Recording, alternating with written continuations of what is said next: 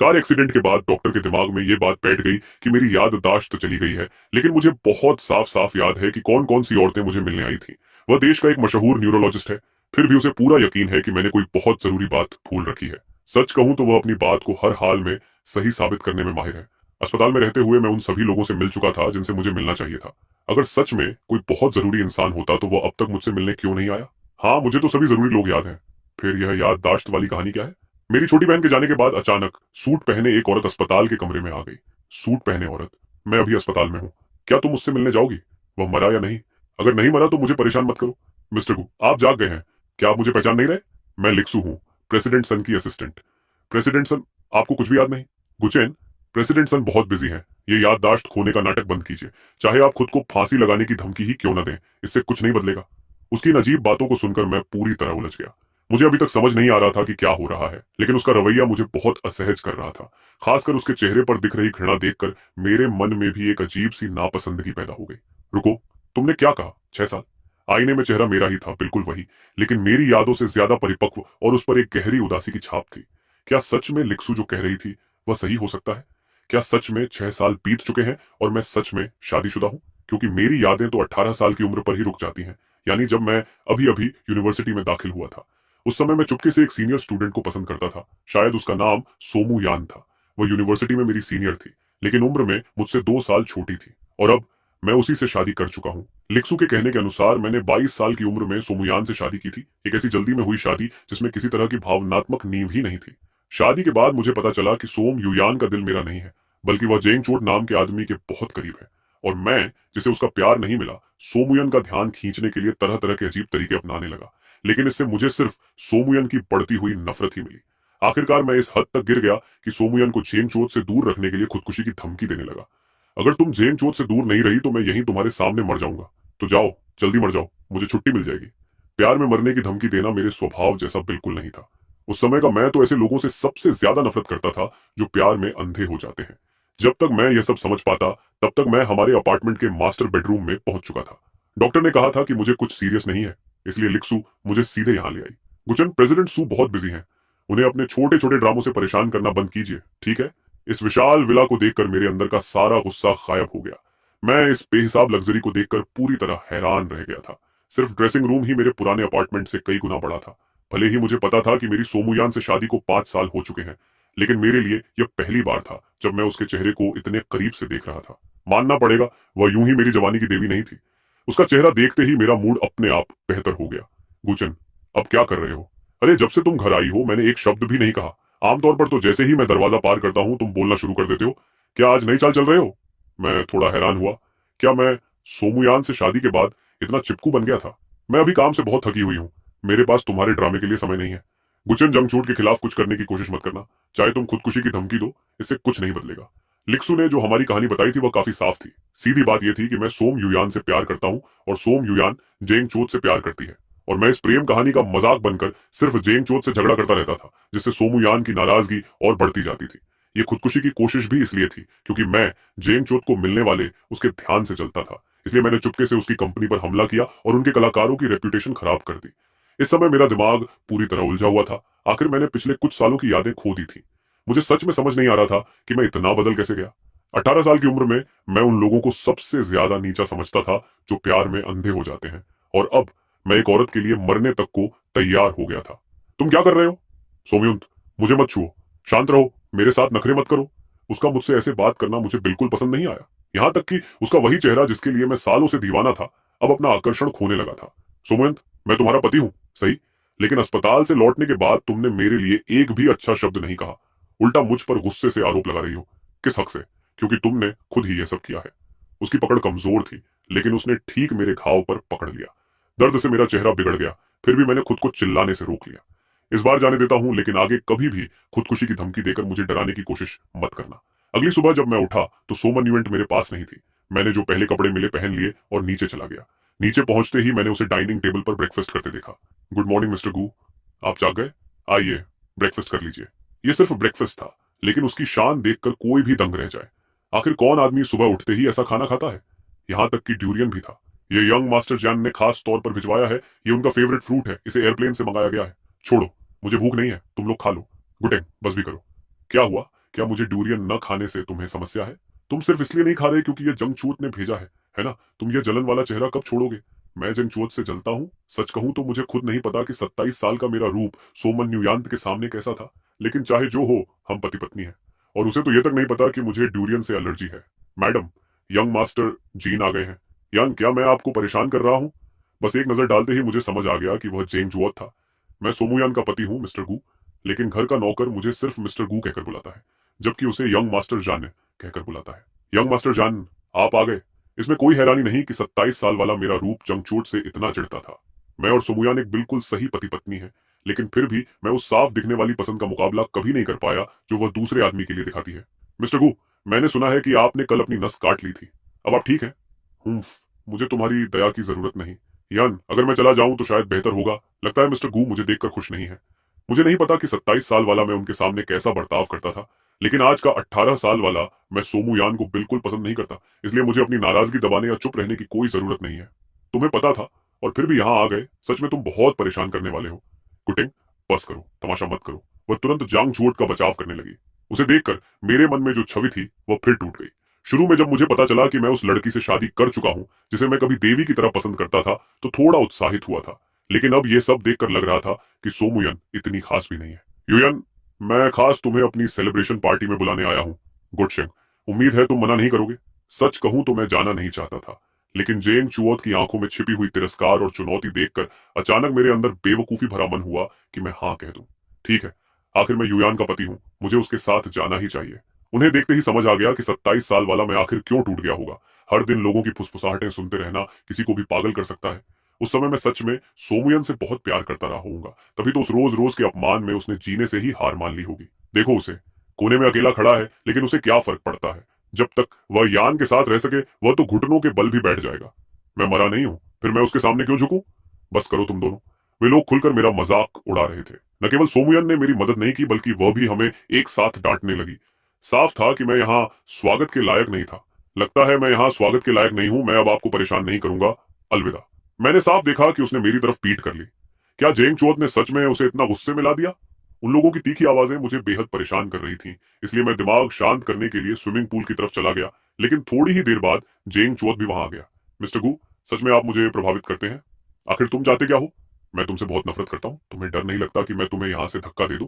मुझे तो डर यह है कि तुम ऐसा करने की हिम्मत नहीं करोगे, क्योंकि सब जानते हैं कि युयान मुझे जरूर बचाएगी। बिल्कुल। गुचेन, क्या तुम मेरे साथ एक शर्त लगाओगे? अगर तुम दोनों सच में एक दूसरे से प्यार करते हो, तो फिर उसे तलाक क्यों नहीं दे देते? क्या किसी शादी को तोड़कर तीसरा आदमी बनना ही तुम्हें खुश करेगा? वह सिर्फ इसलिए तलाक नहीं दे रही क्योंकि उसे तुम पर तरस आता है। मेरे प्यारे पति, आखिरी बार पूछता हूँ, क्या तुम शर्त लगाओगे? मैं नहीं लगाऊंगा। तुम जीत गए। सब जानते हैं कि मुझे तैरना नहीं आता, और खुदकुशी जैसी बेवकूफी मैं दूसरी बार नहीं करूंगा। अचानक किसी ने मुझे धक्का दे दिया और मैं पानी में गिर गया। मुझे कुछ महसूस नहीं हो रहा था। चारों तरफ सिर्फ पानी था। मैंने पूरी ताकत से ऊपर आने की कोशिश की, लेकिन जैसे ही मेरी नजर धुंधली होने लगी, मैंने देखा कि कोई किनारे से कूदा और दूसरी दिशा में तैर गया। वह मेरी पत्नी सोमुयान थी। मैं और जेंगचुआ दोनों एक साथ पानी में गिरे थे, लेकिन वह पूरी तेजी से उसकी तरफ तैर गई। उस पल दिल में तेज दर्द उठा। शायद वह 27 साल वाले मेरे आखिरी बची हुई भावना का दर्द था। थोड़ी देर बाद हम दोनों को पानी से बाहर निकाला गया। फर्क बस इतना था कि जेंगचुआ को सोमुयन ने बचाया था और मुझे एक अनजान लड़की ने। लेकिन सच कहूं तो वह लड़की बहुत खूबसूरत थी, बिल्कुल मेरे पसंद की। गुचन, तुम ठीक हो? सोमुयन मेरी मदद करने आई, लेकिन मैंने उसका हाथ झटके से हटा दिया। वहां अचानक गहरा सन्नाटा छा गया, इतना कि लोगों की सांसों की आवाज भी सुनाई देने लगी। सोमुयन जैसी अमीर और खूबसूरत लड़की को शायद ही कभी किसी ने इस तरह धक्का दिया होगा। सोमुयन, चलो तलाक ले लेते हैं। मुझे कुछ नहीं चाहिए। अभी जो मैंने किया उसे अपने एक्स हस्बैंड की आखिरी कीमत समझ लो। सोमुयन कुछ देर तक चुप खड़ी रही, फिर अचानक मेरी तरफ पड़ी। मैं पहले ही कह चुका हूं कि इसे हमारा अलग होने का फैसला समझो। उम्मीद है तुम इतनी भी छोटी बात पर अपनी इज्जत नहीं खोगी। सोमुयन ने कुछ नहीं कहा। उसने बस मेरा हाथ कसकर पकड़ लिया, जैसे मुझे अपने साथ ले जाना चाहती हो। तभी अचानक किसी पतले हाथ ने मेरा हाथ पकड़ लिया। यान, वह अभी अभी डूबने वाला था, उसके साथ इतना सख्त मत बनो। ये वही लड़की थी जिसने मुझे पानी से बचाया था। वह भी पूरी तरह भीगी हुई थी और उसके अंदर एक अलग ही आकर्षण था। वह और सोमुयान बिल्कुल अलग तरह की महिलाएं थीं। सोमुयान ठंडी और तेज दिमाग वाली, जैसे बर्फ की रानी, जबकि यह लड़की जंगली और बेहद आकर्षक थी। एक पल के लिए मैं पूरी तरह खो गया। YZXAN, वह मेरा पति है। तुम्हें मुझे सलाह देने का क्या हक है? अजीब बात है, अभी तो मैंने उसे कहते सुना कि वह तुमसे तलाक चाहता है, और वैसे भी मैंने अभी तुम्हारे पति की जान बचाई है। तुम्हें मुझे धन्यवाद देना चाहिए। मैं तुम्हें सिग्यो प्रोजेक्ट की पूरी जिम्मेदारी दे दूंगी, लेकिन जेन और मेरे बीच के मामले में दखल मत दो। जिग्याओ प्रोजेक्ट बहुत बड़ा मौका था। यान ने इसे सीधे वाई जान को दे दिया। ये कई अरब की कीमत वाला प्रोजेक्ट था। यहां तक कि जीन परिवार को भी इसमें सिर्फ थोड़ा हिस्सा मिला था। लेकिन यान ने पूरी जिम्मेदारी वाईजेड को दे दी। रिसेप्शन से निकलने के बाद सोम युयान मुझे एक होटल के कमरे में ले गई। उसने मेरा हाथ पकड़ रखा था और मुझे गर्म पानी से नहाने के लिए कह रही थी। सोम युयान, क्या तुम बाहर जा सकती हो? तुम मेरे पति हो, तुम्हें देखते रहने में भला क्या बुरा है? जब मैं बाथटब में आराम करते करते लगभग उठने ही वाला था, तभी अचानक सोमन युयान अंदर आ गई। मुझे समझ नहीं आया कि वह क्या करने वाली है, इसलिए मैं घबरा कर तुरंत उछल पड़ा। गुचैन, अच्छा हुआ तुम ठीक हो। तुम्हें पता है तुमने मुझे कितना डरा दिया था। बस कीजिए मिसेस सू, थोड़ा तो अपनी इज्जत का ख्याल रखिए। साफ साफ वाई ध्यान ने मुझे बचाया था। सोमन युयांत को ऐसी बातें कहने का क्या हक है? मैं कभी नहीं भूलूंगा वह पल जब झेंग चुअत और मैं एक साथ पानी में गिरे थे और वह उसकी तरफ भागी थी। भले ही मैंने पिछले 5 सालों की यादें खो दी हों, लेकिन उस पल मेरे दिल में अपने आप दर्द उठा। शायद वह 27 साल वाले मेरे आखिरी जज्बात थे जो लड़ रहे थे।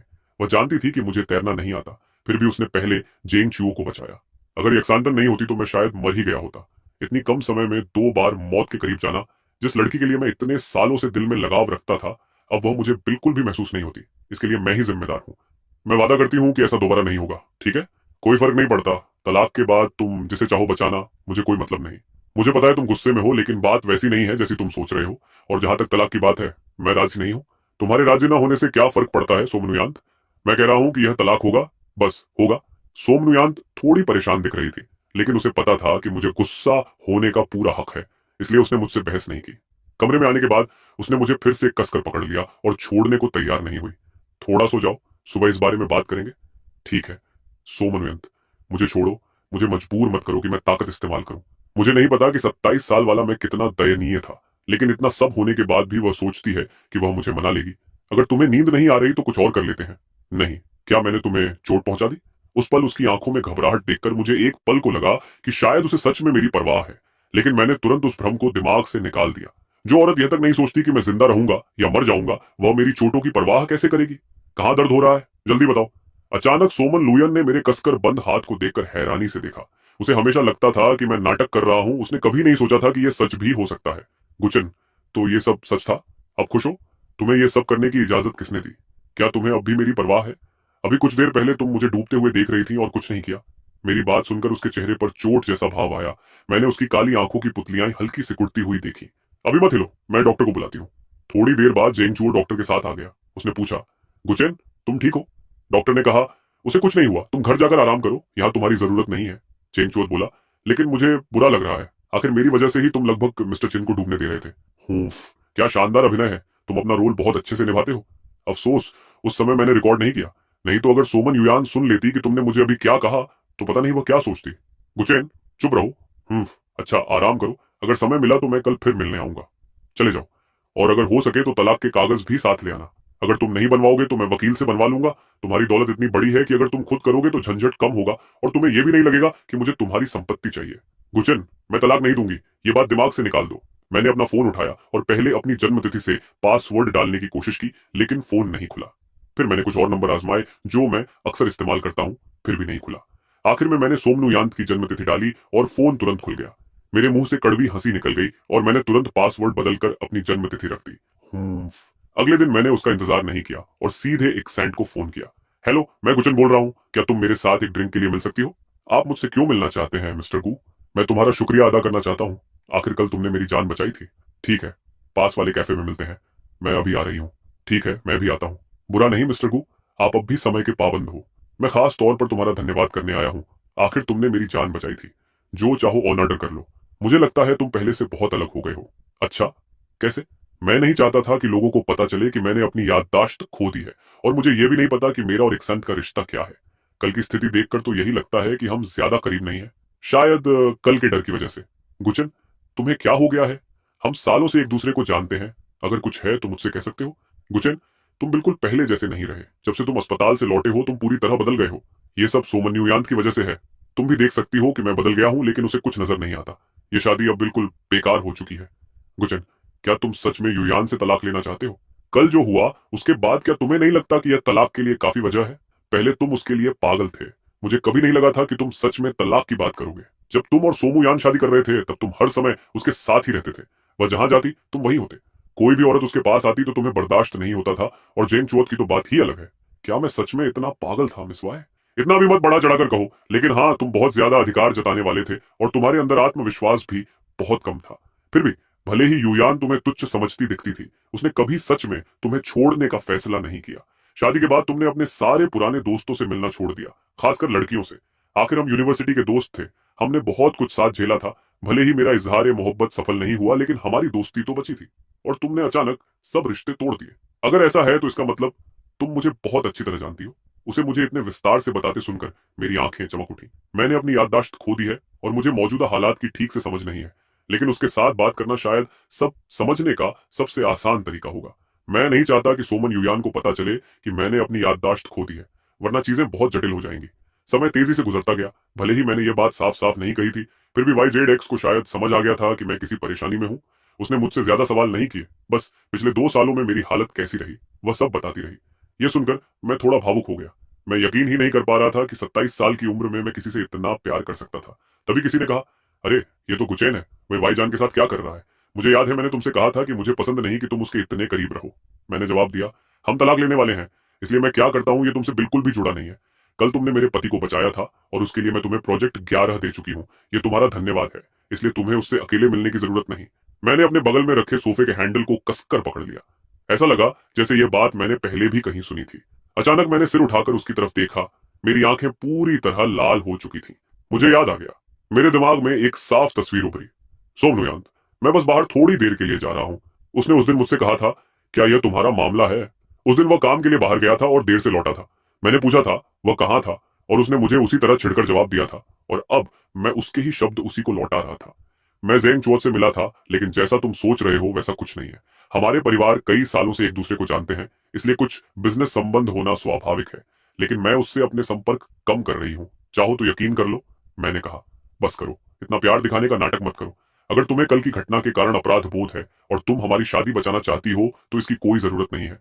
अगर सच में पछतावा है तो तलाक के कागज पर साइन कर दो, और जब साइन करो तो थोड़ा ज्यादा पैसे देना, वही ज्यादा असली माफी होगी। उस दिन के बाद सोमनुयान और मैं फिर से पूरी तरह अलग हो गए। मैं सच में समझ नहीं पा रहा था कि जब वह जेंग चुओत से प्यार करती है और मुझे सहन भी नहीं कर पाती, तब भी वह तलाक क्यों नहीं चाहती। क्या तलाक वही नहीं है जो उसे चाहिए? तभी वाई जेड एक्स ने पूछा, गुचैन, इसका क्या मतलब है? तुम बिना बताए यहाँ शिफ्ट हो गए?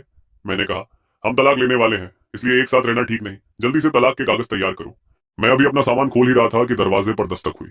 मुझे लगा कोई डिलीवरी होगी, इसलिए मैंने जल्दी से दरवाजा खोल दिया। लेकिन सामने सोमनुयांत खड़ी थी और मुश्किल से अपना गुस्सा रोक रही थी। मैंने हैरानी से पूछा, तुम यहाँ क्या कर रही हो? रुको, तुम्हें कैसे पता चला कि मैं यहाँ रहता हूँ? सोमन्युएंट तेज कदमों से अंदर आई, कमरे को देखा और तुरंत गुस्से में फट पड़ी। गुचन, क्या तुम सच में ऐसे छोटे और घटिया घर में रहना पसंद करोगे, सिर्फ इसलिए कि मुझसे झगड़ा जारी रख सको? मैंने शांत होकर कहा, सोमन्यांत, क्या तुम्हें लगता है कि मैं नाटक कर रहा हूँ? मैं सच में तलाक चाहता हूँ। क्या यही तुम नहीं चाहती थी? वह मुझे ऐसे देखने लगी जैसे मैं दुनिया का सबसे बेवकूफ इंसान हूँ। उसने नरमी से कहा, अच्छा, अब नाराज होना बंद करो, घर चलो। मैं वादा करती हूँ कि ऐसा दोबारा नहीं होगा। मैंने सिर हिलाया, कोई जरूरत नहीं, बस तलाक का समझौता तैयार करो। उसने कहा, क्या तुम सच में मुझसे इतना नाराज हो? मैंने जवाब दिया, मैं पहले ही कह चुका हूं, मैं मजाक नहीं कर रहा। फिर उसने चारों तरफ देखा और बोली, क्या तुम सच में ऐसे अंधेरे और गीले घर में अकेले रहोगे? जब से तुम्हारी याददाश्त गई है, तुम मेरे बिना सो भी नहीं पाते। लेकिन मुझे हमेशा लगता था कि सोमन्युयांत और मैं एक ऐसा जोड़ा है जो एक दूसरे से नफरत करता है। फिर ऐसा क्यों लग रहा था कि उसके व्यवहार से हम दोनों एक पागल जोड़े की तरह हैं जो बस लड़ते रहते हैं। मैंने दृढ़ता से कहा, सोमन्युयांत, मैंने फैसला कर लिया है, मैं तलाक चाहता हूं। मैं ऐसे एक दिन भी और नहीं जी सकता। उसे दरवाजे से बाहर भेजने के बाद मैंने अपना नया घर जमाना शुरू कर दिया। ऑफिस में मैं लगभग सब काम पकड़ चुका था, लेकिन अभी भी मुझे बहुत कुछ सीखना था, इसलिए मुझे खुद को अपडेट करने के लिए बहुत समय देना पड़ रहा था। एक शाम काम से लौटकर मैंने अपना फोन खोला ही था कि जेम्स चुओ की पोस्ट की हुई एक फोटो सामने आ गई। फोटो में वह और सोमन्युयांत साथ थे, और नीचे एक अजीब सा कैप्शन था, अगर हमारी राहें सिर्फ यूं ही नहीं टकराई होती तो क्या तुम्हारे पास खड़ा आदमी मैं नहीं होता? मैं हंस पड़ा। साफ था कि वह इशारा कर रहा था कि सोमन्युएंट और मेरे बीच प्यार नहीं है और एक दिन वह मुझसे तलाक लेकर उसके पास आ जाएगी। मैंने उस पोस्ट को लाइक किया और नीचे 1.99 लिखकर कमेंट किया, फिर तुरंत उसे डिलीट कर दिया। उसी समय मैंने सोमन्युयांत का नंबर ढूंढा और उसे ब्लॉक कर दिया। थोड़ी देर बाद उसने पूछा, तुमने मुझे ब्लॉक कर दिया? मैंने कहा, माफ करना, मुझे तुम्हें सीधे ब्लॉक नहीं करना चाहिए था। मैं भूल गया था कि अभी हमारा तलाक हुआ नहीं है। क्या तुम तलाक के कागज साइन कराने आई हो? अच्छा ही है, मुझे एक दिन की छुट्टी लेनी होगी ताकि यह सब जल्दी खत्म हो सके। उसने तुरंत कहा, गुचन, अभी के अभी मुझे अपने कॉन्टैक्ट्स में वापस जोड़ो। मैंने हंसते हुए कहा, नहीं। वह बोली, चलिए, मैं माफी मांगती हूँ, प्लीज मुझे वापस जोड़ लो। मैंने कहा, ठीक है, लेकिन मुझे तुम्हारा नंबर ही याद नहीं। वह चौंक गई। तुम्हें मेरा नंबर याद नहीं? तुम्हें क्या हो गया है? पहले तो तुम्हें यह नंबर जुबानी याद रहता था। मैं थोड़ा घबरा गया, लेकिन फिर बोला, तो क्या हुआ अगर भूल गया? हम तलाक लेने वाले हैं, क्या मुझे तुम्हारा नंबर हमेशा याद रखना चाहिए? वह मुझे घूरते हुए बोली, गुचन, आखिर तुम्हें क्या हो गया है? जब से तुम उस सुसाइड वाली घटना के बाद अस्पताल से जागे हो, तुम बिल्कुल बदल गए हो। मैंने शांत होकर कहा, यह तो सामान्य है, इतनी बड़ी घटना के बाद इंसान बदल ही जाता है। क्या तुम्हें उम्मीद थी कि मैं पहले की तरह तुम्हारे पीछे पीछे छोटे कुत्ते की तरह घूमता रहूंगा? सोमनुयान ने मुझे ध्यान से देखा और उसकी आंखों में हल्की धमकी की चमक दिखाई दी। उसने मेरी बातों को पूरी तरह अनदेखा करते हुए अचानक मेरा फोन छीन लिया और उसे खोलने की कोशिश की, लेकिन पासवर्ड गलत निकला। उसने हैरानी से पूछा, तुमने पासवर्ड बदल दिया? मैंने कहा, हाँ तो? उसने कहा, पहले तुम्हारा पासवर्ड मेरा जन्मदिन था। मैंने कहा, सोमयुयान, मेरा फोन वापस दो, मुझे काम पर जाना है। वह बोली, आज छुट्टी ले लो, अगर चाहो तो मैं तुम्हारे लिए पूरी कंपनी खरीद सकती हूँ। यान ने कई और पासवर्ड डालने की कोशिश की, हमारी शादी की तारीख, लेकिन वह भी गलत निकला। उसने होंठ भींचे और फिर मेरे जन्मदिन को पासवर्ड की तरह डालने की कोशिश की। इस बार पासवर्ड सही था। सोमुयन ने मुझे गहरी नजर से देखा, कुछ नहीं कहा और तुरंत पासवर्ड बदलकर हमारी शादी की सालगिरह की तारीख रख दी। मैंने झट से फोन उसके हाथ से छीन लिया और उसे खोलने की कोशिश की, लेकिन वह खुल ही नहीं रहा था। सोमुयान, किस हक से तुमने मेरा पासवर्ड बदल दिया? उसने शांत स्वर में कहा, पासवर्ड हमारी शादी की सालगिरह की तारीख है, अगर चाहो तो बदल लेना।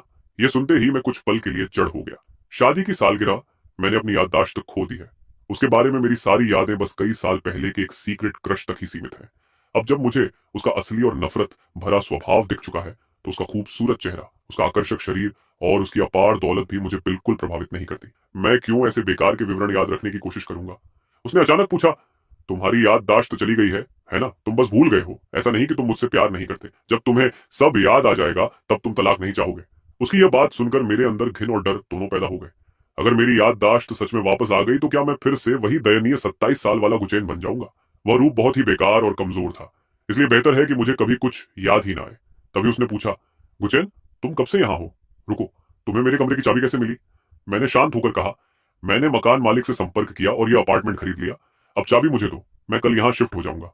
उसने जवाब दिया, तुमने चाहे जो भी भूल गया हो, मैंने कुछ नहीं भुलाया। मैंने तुरंत कहा, किसने कहा कि मैंने सब भूल गया? मैं तलाक इसलिए चाहता हूं क्योंकि अब मैं तुमसे प्यार नहीं करता। मुझे कितनी बार यह बात दोहरानी पड़ेगी? मेरी बात पूरी भी नहीं हुई थी कि सोमुयन ने पीछे से मुझे कसकर पकड़ लिया। उसने धीरे से कहा, ऐसी बातें मत कहो, तुमने अपनी याददाश्त खो दी है, इसलिए मैं तुमसे नाराज नहीं हूं। जब तुम्हें सब याद आ जाएगा तब हम हिसाब करेंगे। मैंने झुंझलाकर कहा, सोमुयान, क्या तुम अब रुक सकती हो?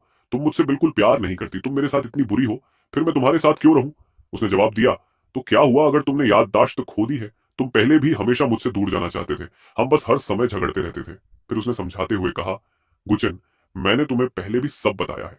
उस दिन जो हुआ वह जानबूझकर नहीं था। चांगचोट और मेरे बीच वैसा कुछ नहीं है जैसा तुम सोचते हो। सन परिवार और जैन परिवार कई सालों से दोस्त हैं। जब हम छोटे थे तब हमारे परिवारों ने हमारी सगाई तय कर दी थी, लेकिन मैंने कभी उससे प्यार नहीं किया। हमारी शादी के बाद मेरे दादा को उसके परिवार के प्रति कर्ज महसूस हुआ, इसलिए उन्होंने मुझसे कहा कि मैं उसकी थोड़ी मदद करूं। इसके अलावा हमारा कोई और रिश्ता नहीं है। मैं हंस पड़ा। क्या कोई इस कहानी पर यकीन करेगा?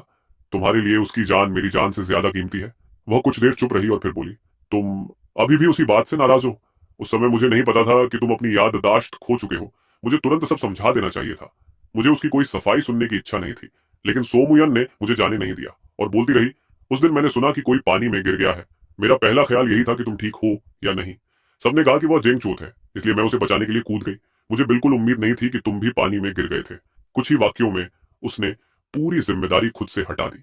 जब उसने देखा कि मैं उसकी बातों पर बिल्कुल विश्वास नहीं कर रहा, तो वह काफी देर तक चुप रही। मैंने ठंडे स्वर में कहा, तुम्हारी बात पर मैं क्यों विश्वास करूं? सबने देखा कि तुम बिना एक पल सोचे सीधे उसकी तरफ भागी थी। तुम उसे बचाने गई थी, मुझसे उसका कोई संबंध नहीं था। जब वाइशॉन ने मुझे पानी से बाहर निकाला तब भी तुम मेरे साथ बेहद ठंडी थी। सोमुयन, क्या मैं इतना बेवकूफ दिखता हूं? अगर सच में तुम मेरे भले के बारे में सोचती हो तो मुझे जाने दो। उसने दृढ़ता से कहा, मैं सब कुछ स्वीकार कर सकती हूँ, लेकिन तलाक नहीं। जब तुम्हें सब याद आ जाएगा तब हम तलाक की बात करेंगे। मैंने सिर हिलाया। यह बेकार है सोमुयान। अगर किस्मत ने मुझे यह सब भुला दिया है तो शायद मुझे इसे याद रखने की जरूरत ही नहीं। सच कहूं तो मैं याद करना ही नहीं चाहता। मैं फिर से वह 27 साल वाला इंसान नहीं बनना चाहता। सोमयान के पास कोई जवाब नहीं बचा था, इसलिए फिलहाल उसने मुझे शांत करने की कोशिश की। कुछ दिन बाद जब मेरी जिंदगी थोड़ी सामान्य होने लगी, तभी जेम्स चुओ मुझसे मिलने आया। उसने कहा, डूशेंग, हमें बात करनी है। मैं तमाशा नहीं चाहता था, इसलिए उसे कंपनी के पास वाले कैफे में ले गया। जेम्स चू बहुत थका हुआ और दुखी लग रहा था। उसकी आंखों के नीचे गहरे काले घेरे थे। उसने सीधे कहा, तुम्हें खुद पर बड़ा गर्व होना चाहिए। युयान ने हमारे परिवार के साथ साझेदारी अचानक खत्म कर दी है। अब पूरे बिजनेस जगत में सब जानते हैं कि हमारे परिवार का सबसे बड़ा सहारा खत्म हो गया। मैंने ठंडे स्वर में कहा, इससे मेरा क्या लेना देना। उसने गुस्से से कहा, यन ने कहा है कि वह अब मेरी मदद नहीं करेगी। तुमने उससे कुछ कहा है ना? मैंने निराश होकर कहा, मैंने सोचा था तुम सच में माफी मांगने आए हो, लेकिन तुम तो सिर्फ अपने फायदे के बारे में सोच रहे हो। अब हमारे बीच कहने के लिए कुछ नहीं बचा। मैं मुड़कर जाने लगा, तभी पीछे से जेम्स च्यू चिल्लाया, तुम जैसे गांव से आए आदमी को क्या हक है कि तुम उससे शादी करो? आखिर तुम में ऐसा क्या है जो मुझमें नहीं? मेरे कदम वहीं रुक गए। मुझे लगा जैसे मैंने ये बात पहले भी सुनी है। ये मेरी शादी के कुछ ही समय बाद की बात थी। उसके सारे दोस्त मेरा मजाक उड़ाते थे। उस समय जेंग चुआत मेरे साथ ऊपर से दोस्ताना और समझदार बनने की कोशिश करता था। वह मुझे कई तरह की सलाह देता था, लेकिन उसकी वही सलाहें मुझे सबके सामने शर्मिंदा कर देती थी। धीरे धीरे मैं आत्मविश्वास खोने लगा, डरपोक और शक करने वाला बन गया। ये सारे दृश्य मेरे दिमाग में एक एक करके लौटने लगे। मुझे यकीन हो गया कि ये मेरी खोई हुई यादें हैं। मैंने ठंडे स्वर में कहा, गुचेन, अगर तुम चाहो तो माफी मांग सकते हो, लेकिन तुम्हें युयान को सच बताना होगा। मैंने उसकी बात काट दी। तुम और सोमयान के बीच जो भी है उससे मुझे कोई मतलब नहीं। बस उसे साफ बता देना कि मैं तुम दोनों को फिर कभी नहीं देखना चाहता। तभी पीछे से आवाज आई, कैसी अजीब बात है, हम हमेशा ऐसी ही परिस्थितियों में क्यों मिलते हैं? यान, तुम्हें नहीं लगता? सोमुयान वहां आ चुकी थी। उसने सख्त स्वर में कहा, ये मेरे पति हैं, कृपया इनसे दूर रहो। जेम्स चुओ बोला, मैंने कुछ नहीं किया। देखो तुम कितनी घबराई हुई हो। मैं जानना चाहता हूं कि तुम हमेशा गुचेन को ही क्यों दोष देती हो। उसने तुरंत कहा, नहीं, वही मुझसे उलझता है। जंगचुओ का चेहरा अचानक ठंडा हो गया, लेकिन जैसे ही उसने सोमुयान को देखा उसका भाव थोड़ा नरम हो गया। वह बोला, युयान, हम दोनों बचपन से साथ बड़े हुए हैं। हम कह सकते हैं कि हम बचपन के प्रेमी थे। पहले जो हुआ वह सिर्फ एक गलतफहमी थी। क्या तुम थोड़ी नरमी नहीं दिखा सकती? सोमुयन ने शांत लेकिन कठोर आवाज में कहा, मैं पहले ही वह सब कर चुकी हूं जो मुझे करना था। अब मैं तुम्हें कुछ नहीं देती। अगर मैंने पहले तुम्हें खास ध्यान दिया था तो वह सिर्फ तुम्हारे दादा के सम्मान की वजह से था। इसका मतलब यह नहीं कि तुम हमेशा और ज्यादा मांगते रहो। जेम्स चुओ ने गुस्से में कहा, मैं लालची हूं? लेकिन वह आगे कुछ बोल ही नहीं पाया, क्योंकि उसके पास कोई जवाब नहीं था। वह बस अपने मुठ्ठियां भींच सकता था, मुझे नफरत से घूर सकता था और फिर मुड़कर चला गया। उसके जाने के बाद ही मुझे समझ आया कि आज वह इतना बेचैन क्यों था। असल वजह सोयान थी। उसने पूल वाली घटना सबके सामने बता दी थी, जिससे जेंग चुओ पूरे हमारे सर्कल में मजाक बन गया था। ये सोचते ही वे टूटी फूटी यादें फिर से मेरी आंखों के सामने उभरने लगी और मेरे सिर में तेज दर्द होने लगा। तुम ठीक नहीं लग रहे, चलो मैं तुम्हें अस्पताल ले चलती हूँ। मैंने कहा, मैं कहीं नहीं जाऊंगा। तुम बस अपने प्यारे जेंगचुओत का ध्यान रखो। जब तक वह मुझे परेशान करने नहीं आता, मुझे और कुछ नहीं चाहिए। बाकी बातें तुम्हारे काम की नहीं। उसने कहा, फिक्र मत करो, मैं उसे दोबारा ऐसा मौका नहीं दूंगी। मैं वही गलती फिर नहीं करूंगी। मैंने ठंडे स्वर में कहा, तुम चाहे गलती न दोहराने का फैसला कर लो, लेकिन हर गलती माफ नहीं होती। तभी वाइज यान बोली, मैंने तुम्हें पहले ही वेस्ट स्पर्ब वाला प्रोजेक्ट दे दिया है, ज्यादा मत मांगो। आखिर उसकी जान मैंने बचाई थी। उसे बचाने वाली मैं ही थी। उसे बचपन से तैरना नहीं आता। अगर उस दिन मैं बीच में नहीं आती तो आज तुम्हारा पति जिंदा नहीं होता। क्या तुम उसी औरत से ऐसे बात करती हो जिसने उसकी जान बचाई? ये सुनते ही सोमन न्यूयांत की आंखें अचानक बेहद ठंडी हो गईं और उनमें एक खतरनाक चमक उभर आई। उसने पूछा, तुम्हें कैसे पता कि उसे तैरना नहीं आता? वाईजान बोली, वैसे भी तुम दोनों तलाक लेने वाले हो, इसलिए अब मुझे छिपाने की जरूरत नहीं। सच तो यह है कि गुचैन और मैं बहुत पहले से एक दूसरे को जानते हैं। मैंने उससे अपने दिल की बात भी कही थी, लेकिन बाद में वह तुमसे प्यार करने लगा। गुचैन, अगर तुम्हें लगता है कि तुमसे गलती हुई है तो मैं तुम्हें एक दूसरा मौका दे सकती हूँ। ये सुनते ही सोमन न्यूयांत तुरंत उसकी तरफ झपटी और दोनों औरतें आपस में बुरी तरह लड़ने लगी। मैंने सोमन न्यूयांत को पहले कभी इतना भावुक या गुस्से में नहीं देखा था। वह आमतौर पर बहुत ठंडी रहती थी। मैंने औरतों को लड़ते हुए भी कभी नहीं देखा था, इसलिए मैंने उन्हें रोकने की कोशिश नहीं की। मैं मुड़कर सीधे कंपनी वापस चला गया, लेकिन मुझे उम्मीद नहीं थी कि सोमन न्यूयांत मुझसे भी तेज होगी। जब मैं ऑफिस बिल्डिंग के नीचे पहुंचा तो सन यूयन पहले से ही वहां खड़ी थी। उसके चेहरे पर हल्की उदासी थी, लेकिन मुझे देखते ही उसकी आंखें चमक उठी। उसने कहा, चिंता मत करो, मुझे सच में चोट नहीं लगी। मैंने तुरंत कहा, किसने कहा कि मैं तुम्हारी चिंता कर रहा हूं? गलत फहमी मत पालो। उसने कहा, मैं शाम को तुम्हें लेने आऊंगी। मैंने झुंझलाकर कहा, मैंने कहा था कि मैं तुमसे तलाक चाहता हूं। इस बात में कौन सा शब्द तुम्हें समझ नहीं आता?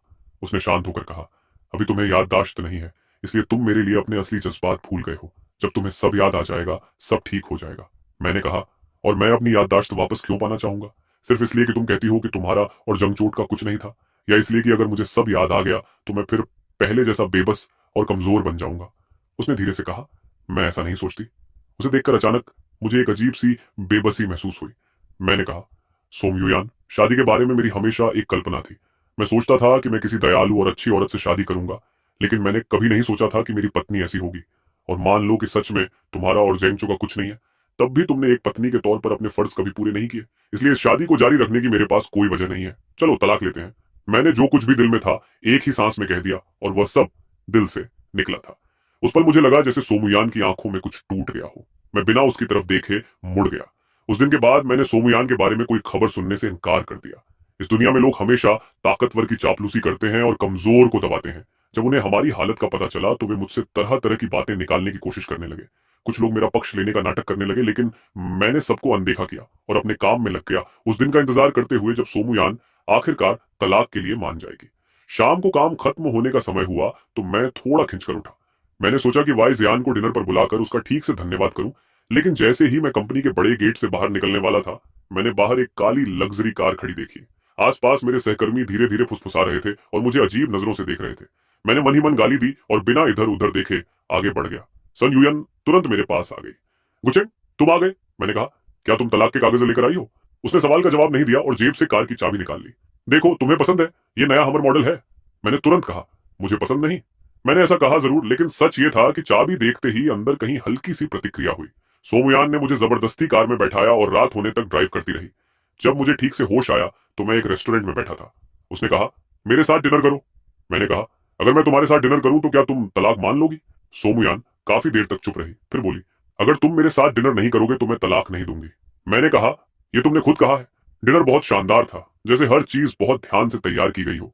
वहां रेड वाइन थी, मोमबत्तियां थी और तरह तरह के ताजे फूलों की सजावट थी। खाने की सजावट भी बहुत रोमांटिक थी। मैं बिना किसी भावना के जल्दी जल्दी खाना खाता रहा। मैं खत्म कर चुका हूं, अब जा रहा हूं। सोमुयान ने धीरे से पूछा, गुचैन, क्या तुम्हें याद नहीं आज कौन सा दिन है? मैंने कहा, कौन सा दिन? उसने कहा, आज हमारी शादी की सालगिरह है। मुझे इसका बिल्कुल भी याद नहीं था। मैंने बहुत कोशिश की, लेकिन मुझे याद नहीं आया कि हम पहले इसे कैसे मनाते थे।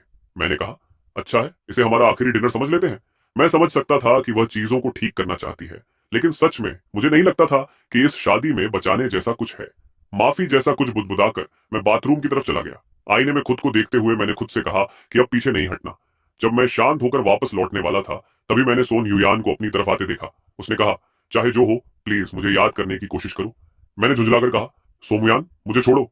वह सिर्फ इसलिए इतनी जिद कर रही थी क्योंकि मुझे एमनेशिया है। उसे लगता है कि अगर मुझे सब याद आ गया तो मैं तलाक नहीं ले पाऊंगा। मैंने ठंडे स्वर में कहा, यह बेकार है, मैं खुद को जानता हूं। चाहे अभी मेरी याददाश्त गई हो और इसलिए मैं तुमसे प्यार न करता हूं, लेकिन मुझे यकीन है कि अगर मुझे सब याद भी आ गया तो भी मैं तलाक ही लूंगा। उसने धीरे से कहा, तुम मुझसे बहुत प्यार करते हो। हम दोनों एक दूसरे से बहुत प्यार करते हैं। तुम बस भूल गए हो, बस इतना ही। गुचैन, तुम ठीक हो? मैं ठीक हूं, मुझे मत छू। तभी सिर के पीछे उठे दर्द ने मेरी आंखों के सामने एक के बाद एक तस्वीरें दौड़ा दी। शादी का वह चुंबन, जानचू का बढ़ाया हुआ गिलास, मेरे ससुर के हाथ से जमीन पर टूटता चाय का कप और उनके वे तिरस्कार भरे चेहरे। ये टुकड़े पहले धुंधले थे, फिर तेज होते गए, साफ होते गए और अचानक पूरी यादों में बदल गए। हाँ, अब मुझे सब याद आ गया। हमारी पहली बार, हम कैसे साथ आए, हमारी शादी कैसे हुई और जान चोट की वजह से हम कैसे टूटते चले गए। मुझे यह भी याद आ गया कि कैसे उन्होंने मेरा मजाक बनाया था, कैसे मुझे अपने ही ससुराल वालों के सामने अपमान सहना पड़ा था। वह सारी पीड़ा एक ही पल में वापस लौट आई। उन सबको याद करते ही मेरा दिल इतना दुखा कि जैसे सुन्न पड़ गया हो। अब समझ आया कि मैं सब क्यों भूलना चाहता था, क्यों मुझे कुछ भी याद नहीं था। तो यही वजह थी, ये यादें इतनी दर्दनाक थी। क्या हुआ गुचैन? मैंने उसे घूरते हुए कहा, सोमुयंत, तुम मुझे गिन दिलाती हो। मैंने उसकी आंखों में देखते हुए अपनी छाती पकड़ी और वहीं जमीन पर बेहोश होकर गिर पड़ा। जब होश आया तो मैं अस्पताल के बिस्तर पर लेटा था। वही डॉक्टर था जो पिछली बार था। वह मेरी पुतलियां देख रहा था। सोमुयन बिस्तर के किनारे बैठी थी, उसके हाथ कसकर जकड़े हुए थे। मुझे जागते ही उसने तुरंत डॉक्टर को बुलाया। डॉक्टर, ये जाग गया है। डॉक्टर ने पूछा, अब कैसा महसूस कर रहे हैं? उसने कहा, कोई गंभीर बात नहीं, ये बस एक भावनात्मक झटके का असर है। इसके दिमाग में छोटा सा हेमेटोमा था, लेकिन उस झटके से वह भी खत्म हो गया। अब सब ठीक है, बस आराम कीजिए। सोमुयन ने घबराकर पूछा, तुम्हें चोट कब लगी? तुमने मुझे बताया क्यों नहीं? मैंने ठंडे स्वर में कहा, इसका कोई मतलब नहीं सोमनुयंत, चलो तलाक लेते हैं। उसने कहा, मैंने कहा था अभी तुम्हें कुछ याद नहीं है, थोड़ा इंतजार करो। मैंने बीच में ही कहा, मुझे सब याद आ गया है, सब कुछ, और फिर भी मैं तलाक चाहता हूं। यह सुनकर सोमन्युयांत की आंखें कांपने लगी, जैसे उसे यकीन ही ना हो। मैंने उसे कभी इतना दुखी नहीं देखा था, लेकिन मुझे पता था कि मेरा फैसला सही है। मैंने धीरे से कहा, मैं बहुत थक चुका हूं, तुम्हारे साथ रहना मेरे लिए यातना है। सोमनुयांत, चलो तलाक लेते हैं। तलाक शब्द मैं उससे अनगिनत बार कह चुका था। हर बार वह जोरदार प्रतिक्रिया देती थी, लेकिन कभी भी वह इतनी टूटती हुई नहीं लगी थी। मैंने धीरे से कहा, सोमनियंत, हम शांति से अलग हो जाएं। अस्पताल से निकलने के बाद लंबे समय तक मैं उससे नहीं मिला। मैं उससे साफ साफ कह चुका था, शायद वह समझ गई होगी, धीरे धीरे मेरी जिंदगी फिर से शांत होने लगी और काम भी सामान्य हो गया। लेकिन एक चीज मुझे परेशान करती रही। जैसे ही वो जान को पता चला कि मेरी याददाश्त वापस आ गई है, वह मुझसे बार बार मिलने लगी। उसने कहा, तो सच में तुम्हारी याददाश्त चली गई थी? मुझे थोड़ा शक था, लेकिन लगा नहीं था कि यह सच होगा। जब तुम तलाक ले लोगे, क्या तुम मेरे साथ कोशिश करना चाहोगे? मैंने हंसकर कहा, अरे रुको, अभी मेरा तलाक हुआ ही नहीं है, कागज भी नहीं बने हैं। तुम तो पहले ही मुझे छीनने आ गई। सच ये था कि मैं सोमनु यांत के लिए ऐसा नहीं कह रहा था, बल्कि इसलिए कि मैं इतनी जल्दी किसी और रिश्ते में नहीं पड़ना चाहता था। और सच तो यह भी था कि भले ही वाइज यान कभी मेरी प्रेमिका नहीं रही, लेकिन वह सोमन्यु यांत और मेरे बीच तब आ गई थी जब हमारा रिश्ता अभी खत्म नहीं हुआ था। मैं उसका शुक्रगुजार था कि उसने उस दिन मेरी जान बचाई थी, लेकिन बस उतना ही। उसने मुस्कुराकर कहा, मैं तो बस अपनी किस्मत आजमा रही थी। गुचिन, मैं तो बहुत पहले ही तुम्हें भूल चुकी हूँ। बस तुम्हें इतना दुखी देखकर मुझे थोड़ा दुख होता था। मैंने कहा, धन्यवाद। मैंने उसे गले लगाया और उसी समय दूर से सोमूयान को हमारी तरफ आते देखा। मेरे भीतर चिढ़ उठी। मैं जाने ही वाला था कि अचानक सोमूयान बगल में झुककर उल्टी जैसा महसूस करने लगी। वाइज यान बोली, क्या हमें साथ देखकर तुम्हें इतनी घिनाई की उल्टी आ गई? सोमूयान ने सिर हिलाया, नहीं, बस मेरी तबीयत ठीक नहीं है। तभी वाइज यान अचानक बोली, रुको, कहीं तुम। मेरे दिमाग में झटका लगा। क्या वह गर्भवती है? मेरे सिर में दर्द तेज हो गया। मैंने कहा था कि मुझे बच्चा नहीं चाहिए, और तुमने भी कहा था कि तुम्हें नहीं चाहिए। अगर सच में वह गर्भवती हुई तो भी वह बच्चे को नहीं रखेगी, शायद। मैंने ठंडे स्वर में कहा, तलाक के अलावा मैं तुम्हें कहीं नहीं देखना चाहता। कार, विला, शेयर, मेरे पास जो भी है सब तुम्हें दे दूंगा। सोमयन ने जिद से कहा, तुम चाहे जितना चिल्लाओ या ड्रामा करो, मैं तलाक नहीं दूंगी। मैं सड़क पर तमाशा नहीं चाहता था, इसलिए मैंने उसका हाथ पकड़ा और उसे कार में बैठा दिया। मैंने कहा, सोमयुयंत, तुम्हें ऐसा करने की जरूरत नहीं है। हम दोनों बस एक दूसरे के लिए सही नहीं है। आज हम यहाँ पहुंचे हैं तो इसमें हम दोनों की गलती है। सच कहूं तो मुझमें कोई खास बात नहीं है। मुझे खुद भी मैं पसंद नहीं हूं। उसने तुरंत कहा, मैंने कभी नहीं कहा कि मैं तुमसे प्यार नहीं करती। हाँ, मैं नाराज रहती हूँ, लेकिन मैंने कभी तलाक के बारे में नहीं सोचा। मैं सोचती थी कि चाहे हम कितना भी झगड़े, हम पूरी जिंदगी साथ रहेंगे। लेकिन अब मैं वह जिंदगी नहीं चाहता। मैंने गहरी सांस लेकर कहा, जान छुओ तो बस वह चिंगारी था जिसने हमारे बीच की आग को भड़का दिया। सच ये है कि हम दोनों अलग दुनिया के लोग हैं। मैं तुम पर भरोसा नहीं कर सकता और तुम मेरे लिए बिना शर्त कोई समझौता नहीं कर सकती। सोमूयान, जिद मत करो। बिल्डिंग के नीचे खड़े होकर मैंने उसे दूर जाते देखा और लंबी सांस ली। आज मेरी छुट्टी है। मैं अभी अभी अस्पताल से दिमाग का स्कैन करवाकर लौट रहा था। रिपोर्ट हाथ में लेकर घर जा रहा था कि अचानक सड़क पर मुझे एक आदमी दिखा जिसे देखे बहुत समय हो गया था। उसने पूछा, गुचन, तुम्हारे हाथ में क्या है? मैंने ठंडे स्वर में कहा, तुम्हें उससे क्या? मैं सतर्क हो गया था क्योंकि आज जानचुआ बिल्कुल पागल जैसा लग रहा था। उसने कहा, तुम्हें पता है एक्सू को लगता है कि वह तुम्हारे बच्चे से गर्भवती है। मैंने गुस्से में कहा, तुम्हें क्या हक है यह सब कहने का? मैं और यूयान बचपन से साथ बड़े हुए हैं, हम बचपन के दोस्त हैं। तुम तो बाद में आए, तुमने उसे मुझसे छीन लिया। किस हक से, किस हक से? मैंने एक कदम पीछे लिया। मैं उससे बेकार की बहस नहीं करना चाहता था। उसने चीख कर कहा, तुम सोचते हो सोमनुयान सब संभाल लेगी? मेरा मजाक मत उड़ाओ। तुम जानते हो उसने जीन परिवार के साथ सारे रिश्ते तोड़ दिए हैं और मुझे पूरे समाज में हंसी का पात्र बना दिया है। ये सब तुमने उसे बताया है ना? तुमने कहा कि मैंने जानबूझकर तुम्हारे रास्ते में रुकावटें डाली, कि वही कांच वाला कमरा मैंने चुना था ताकि तुम्हें वहां फंसा सकूं। ये सब तुमने किया और अब डरते हो कि सच सामने आ जाएगा। मुझे पहले से पता था कि यह तुम ही थे। सोमन युयान, बस करो। तभी मैंने एक बेबस चीख सुनी। उम्मीद की हुई दर्द कभी आया ही नहीं। जब मैंने आंखें दोबारा खोली तो देखा कि सोमयुंत मेरे सामने आकर खड़ी हो गई थी। उसके पेट से बहुत खून बह रहा था और उसका चेहरा बिल्कुल पीला पड़ चुका था। ये पक्का कर लेने के बाद कि मैं ठीक हूं तो उसने धीरे धीरे अपनी आंखें बंद कर ली। मैंने घबरा कर कहा, सोम युयान, अब और मत बोलो। मैं तुम्हें मरने की इजाजत नहीं देता। सुन रही हो? अगर इस बार मेरी किस्मत खराब हुई तो तुम विधवा बनकर अपनी नई जिंदगी शुरू कर सकती हो। तलाक लेने की जरूरत नहीं पड़ेगी। कम से कम हम हमेशा पति पत्नी ही रहेंगे। मैंने तुरंत कहा, ऐसी बेवकूफी भरी बातें मत करो। तभी डॉक्टर ने कहा, कृपया बाहर इंतजार कीजिए। मैं घबराहट में चिल्लाया, यूनिंग? शायद पहली बार मैं इतना घबरा गया था। मुझे सच में डर लग रहा था कि कहीं उसे कुछ हो न जाए। जिन भावनाओं को मैं समझता था कि बहुत पहले खत्म हो चुकी हैं, वे अचानक वापस उमड़ आई। उसी पल मुझे एहसास हुआ कि मेरे दिल में उसके लिए भावनाएं कभी खत्म ही नहीं हुई थी, बस दबा दी गई थी। मैं फिर से चोट नहीं खाना चाहता था, इसलिए उसे भूलने की कोशिश कर रहा था। ऑपरेशन थिएटर की लाल बत्ती लगातार जलती रही और मैं बाहर कुर्सी पर बैठकर इंतजार करता रहा। उस समय मेरे आसपास की कोई भी चीज मायने नहीं रखती थी। तभी अचानक सोमयुंत की माँ भागती हुई आई। उन्होंने घबराकर पूछा, मैडम सू, अब उसकी हालत कैसी है? मैंने कहा, माफ कीजिए आंटी, अभी सही स्थिति पता नहीं है, वह आईसीयू में है। यह सुनकर सोम परिवार की माँ ने ऊपर देखा और लगभग बेहोश होते होते बची। फिर उन्होंने खुद को संभाला और मुझसे कहा, यहीं रुको। मुझे लगा वो मुझे डांटेंगी, लेकिन उन्होंने कुछ नहीं कहा। थोड़ी देर बाद मैंने देखा कि वह जानचूओं को बालों से पकड़कर घसीटते हुए मेरी तरफ फेंक रही थी। वह चिल्लाई, यही है जिसने ये सब किया, है ना? फिर गुस्से में बोली, हरामी, अगर मेरे बच्चे को कुछ हुआ तो मैं तुम्हें कभी माफ नहीं करूंगी।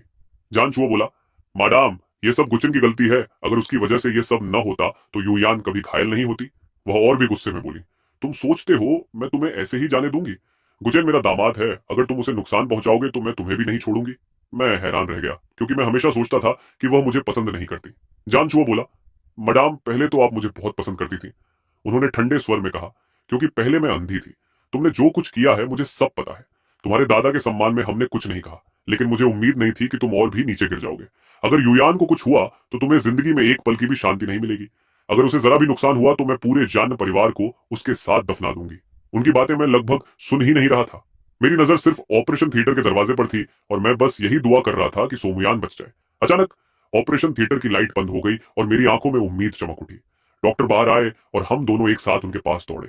डॉक्टर ने कहा, घाव सिल दिया गया है, बाकी अब सब कुछ उसकी जीने की इच्छा पर निर्भर करेगा। सोम युयान को वीआईपी कमरे में निगरानी के लिए भेज दिया गया। उसकी माँ और मैं दोनों साथ अंदर गए। उनकी आंखें लाल थीं। उस सख्त चेहरे के पीछे अब सिर्फ एक माँ की चिंता थी। उन्होंने धीरे से कहा, मुझे तुमसे नाराजगी है, लेकिन मैं जानती हूँ कि असली गलती जंचुआ की है। मैंने कहा, माँ चिंता मत कीजिए, चाहे कुछ भी हो मैं युयान का ख्याल रखूंगा। उन्होंने कहा, मुझे तुम्हारे तलाक के बारे में पता है। पहले मैं तुम्हें पसंद नहीं करती थी, लेकिन मैंने कभी तुम्हारे रास्ते में रुकावट नहीं डाली। गुचेन, आत्मविश्वास तुम्हें खुद बनाना होगा। अगर तुम खुद का सम्मान नहीं करोगे तो कोई और क्यों करेगा? सोम परिवार की यही एक बेटी है, इसलिए उसके माता पिता अक्सर उसके फैसलों का सम्मान करते हैं। उन्होंने पहली बार मुझसे इतनी सच्चाई से बात की थी। फिर बोली, अब सब डॉक्टरों पर छोड़ दो और इंतजार करो कि युयान कब जागेगी। तुमने पूरी रात जागकर बिताई है, घर जाकर आराम कर लो। मैंने कहा, कोई बात नहीं, मैं अभी जवान हूँ, आप पहले आराम कर लीजिए। बाद में जब मेरी आंख खुली तो मैं अस्पताल के उसी कमरे में दूसरे बिस्तर पर लेटा था जहां सोमुयान थी। उसकी मां मुझे जागते देखकर खुश हो गई और पूछा, अब कैसा महसूस कर रहे हो? कहीं दर्द तो नहीं? मैंने कहा, काफी बेहतर। क्या मैं बहुत देर तक सोया? उन्होंने कहा, नहीं, डॉक्टर ने कहा तुम थकावट से बेहोश हो गए थे, इसलिए आराम जरूरी था। फिर अचानक बोली, और एक बात, युयान गर्भवती है, क्या तुम्हें पता था? मैं नहीं चाहता था कि किसी को यह पता चले। अगर सोम परिवार को पता चल जाता कि सोम युयान मेरे बच्चे की मां बनने वाली है तो वे उसे हर हाल में बच्चे को रखने के लिए मजबूर करते। आखिर उन्हें एक वारिस चाहिए। और अगर हम तलाक लेते तो वे बच्चे की कस्टडी के लिए मुझसे लड़ते। उनकी ताकत और दौलत के सामने मेरी जीत की कोई उम्मीद नहीं थी। उन्होंने कहा, तुम्हारे और युयान के बीच क्या होता है उसमें मैं नहीं पढ़ना चाहती, लेकिन बच्चे के बारे में डॉक्टर ने कहा है कि जब तक मां सुरक्षित है बच्चा भी सुरक्षित है। जब यान जागेगी तो वह यह बच्चा जरूर रखेगी। हम चाहते हैं कि यह बच्चा एक स्थिर परिवार में बड़ा हो। मैंने कहा, मां, इस बारे में बाद में बात करेंगे, अभी सबसे जरूरी है कि युयान जागे। उन्होंने मेरे कंधे पर हाथ रखकर कहा, गुचेन, युयान ने तुम्हारे साथ अन्याय किया है, लेकिन वह तुमसे सच में प्यार करती है। बस वह अपने भाव व्यक्त करना नहीं जानती। चिंता मत करो, चाहे कुछ भी हो, सन परिवार तुम्हारी रक्षा करेगा। यही युयान भी चाहती। उनके जाने के बाद कमरे में सिर्फ मैं और सोम एन युयान रह गए। मैं उसे चुपचाप देखता रहा। उसका चेहरा शांत था, लेकिन दिल में भारीपन था। फिर अचानक बच्चे के बारे में सोचकर मेरे अंदर गुस्सा भर गया। मैंने धीमे से कहा, सोमयुंत, मुझे याद है तुमने कहा था कि तुम्हें यह बच्चा नहीं चाहिए। अगर तुम जागने के बाद सच में इसे छोड़ने वाली हो तो बेहतर है कि तुम कभी जागो ही मत। तुम तो अपने गुनाहों का प्रायश्चित करना चाहती थी, है ना? यूं लेटे लेटे क्या आराम कर रही हो? मुझे पता था वह मुझे सुन नहीं सकती, लेकिन उसकी मां की बातें मेरे दिल पर असर कर चुकी थी, इसलिए मुझे सब कुछ बाहर निकालना था। मैंने आगे कहा, यन, अगर तुम्हें बच्चे पसंद नहीं है तो कोई बात नहीं। जब तुम जागोगी और बच्चे को जन्म दोगी, मैं उसे अकेले पाल लूंगा। लेकिन वह तुम्हें फिर भी मां ही कहेगा, क्योंकि तुम उसकी असली मां हो। भले ही हम तलाक ले लें, हम अच्छे रिश्ते में रह सकते हैं, लेकिन एक बात याद रखना, मैं जिंदगी भर अकेला नहीं रहने वाला। हो सकता है जल्दी ही तुम्हारा बच्चा किसी और औरत को मां कहकर बुलाए। ये सब मैंने जानबूझकर कहा था, सिर्फ उसे उकसाने के लिए। मैं दोबारा शादी नहीं करूंगा, शायद कुछ रिश्ते बना लूं, लेकिन फिर कभी किसी को अपनी उंगली में अंगूठी पहनाने नहीं दूंगा। तुम वाइजन के बारे में क्या सोचती हो? वह इतने सालों से मुझसे प्यार करती है और उसने मेरी जान भी बचाई थी। शायद वो एक बहुत अच्छी सौतेली मां बन सकती है। मेरी बात पूरी भी नहीं हुई थी कि अचानक सोमुयान की उंगली हल्के से हिली, हालांकि वह बहुत हल्का सा हिलना था। मैंने कहा, सोमयंत, मैं मजाक नहीं कर रहा। अगर तुम अभी नहीं जागी तो जैसे ही मैं यहां से निकलूंगा मैं उसी के पास चला जाऊंगा। तभी अचानक सोमयंत की पलकों में हलचल हुई। इस बार मैंने साफ देखा, यह कोई भ्रम नहीं था। मैंने तुरंत कहा, डॉक्टर जल्दी आइए। डॉक्टर ने जांच करके कहा, दिल की धड़कन ठीक है, सांस भी स्थिर है, वह होश में लौट रही है, बहुत जल्द जाग जाएगी। आधी रात तक थकान ने मुझे घेर लिया और मैं उसका हाथ पकड़े पकड़े बिस्तर के किनारे ही सो गया। अस्पताल की रात थोड़ी ठंडी थी। जब मैं कंबल लेने के लिए उठने ही वाला था तभी अचानक मुझे अपने कंधे पर गर्माहट महसूस हुई। मैंने चौंक कर आंखें खोली तो देखा सोम युयान मुझे कंबल ओढ़ा रही थी। मैंने घबराकर कहा, तुम जाग गई? युयान, तुम सच में जाग गई। मैं डॉक्टर को बुलाता हूँ, उसने धीरे से कहा। एक मिनट रुको और सुनो। मेरे बच्चे को किसी और औरत को माँ कहने की इजाजत बिल्कुल नहीं है, समझे? उसकी आवाज अभी भी कमजोर थी, लेकिन जागते ही वह मुझे आदेश देने लगी थी। मैंने उसे हल्के से अलग किया और कहा, पहले डॉक्टर तुम्हारा दिमाग चेक कर लें, उसके बाद बात करेंगे। उसके होश में आने के बाद सोमयंत मुझे एक मनोवैज्ञानिक के पास भी ले गई ताकि पूरी थेरेपी हो सके। वह हमारे बीच की असली समस्या ढूंढना चाहती थी, और जब उसे वजह समझ आई तो उसके चेहरे पर गहरा पछतावा साफ दिख रहा था। उसने कहा, गुचेन, उस समय जो मैंने कहा था कि मुझे बच्चा नहीं चाहिए, वह सब गुस्से में कही हुई बातें थी। मैं हमारे बच्चे को कैसे नहीं चाह सकती? उस समय तुमने कहा था, अगर मैं गर्भवती हो जाऊं तो शायद तुम जेंग च्यू को नजरअंदाज कर पाओगे। जब तुम मुझसे झगड़ते थे तो मैं बस यही सोचती थी कि तुम जलते हो, और अगर मैं तुम्हें थोड़ा मना लूं तो सब ठीक हो जाएगा। मुझे पता है मैंने गलती की, लेकिन मैं हमेशा यही सोचती रही कि मेरी भी अपनी वजहें हैं। मैं चाहती थी कि तुम मुझे समझो, लेकिन मैंने कभी यह समझने की कोशिश ही नहीं की कि तुम क्या महसूस करते हो। सोमन युयान तब भी डरी हुई लग रही थी। उसने पीछे से मुझे धीरे से गले लगा लिया और बोली, जब तुमने उस दिन वह बात कही थी तो मुझे लगा तुम बच्चे को अपने मकसद के लिए इस्तेमाल करना चाहते हो, इसलिए मैं गुस्से में आ गई और मैंने बहुत बुरी बातें कह दी। लेकिन मैंने कभी सच में ऐसा नहीं सोचा, कभी नहीं। मैं उसकी बात समझ रहा था। मैंने भी पहले बहुत सी चोट पहुंचाने वाली बातें कही थी, लेकिन उस दिन उसने सच में मुझे तोड़ दिया था। उसने धीमे से कहा, चलिए, मुझे एक और मौका दे दीजिए। मैं आपके बिना और इस बच्चे के बिना नहीं जी सकती।